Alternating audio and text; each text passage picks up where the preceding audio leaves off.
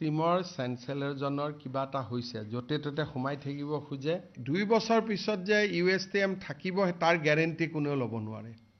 মইতো ভগৱানক কামনা কৰি থাকো যিমান সোনকালে পাৰে ভাঙি গলে ভাল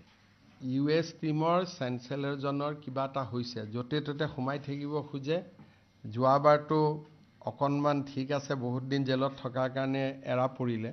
এতিয়াতো তাত বহুত ডাঙৰ খবৰ ওলাইছে সুপ্ৰিম কোৰ্টৰ কমিটিয়ে পাইছে যে এই গোটেই জায়গাটো ফৰেষ্ট হয় তেওঁ য'ত বিল্ডিং বনাই লৈছে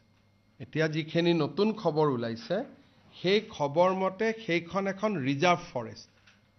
আৰু ৰিজাৰ্ভ ফৰেষ্টত তেওঁ এই গোটেই কনষ্ট্ৰাকচনবোৰ কৰিছিল গতিকে 2 বছৰ পিছত যে USTM থাকিব তাৰ গ্যাৰেণ্টি কোনেও ল'ব নোৱাৰে এটোতো মই উচ্ছেদ কৰিব নোৱাৰো মেঘালয়ৰ কথা কিন্তু সুপ্ৰিম কোৰ্টৰ নোটিছত অলৰেডি কথাটো গুছি গল যে এখন ৰিজাৰ্ভ ফৰেষ্ট তাৰ পিছত কেনেকৈ কি কৰে এটো মেঘালয় চৰকাৰে জানিব মইতো ভগৱানক কামনা কৰি থাকো যিমান সোনকালে পাৰে ভাঙি গলে ভাল কাৰণ এখনটো শিক্ষানুষ্ঠান নহয় এটি যে জাস্ট এটা শিক্ষাক ব্যৱসায়ীকৰণ কৰাৰ এটা অনুষ্ঠান এটা মূৰটো নচলে অসমত থাকিলেতো মই ইমান দিন হিচাপ নিকাচ শেষ কৰি দিলোহেঁতেন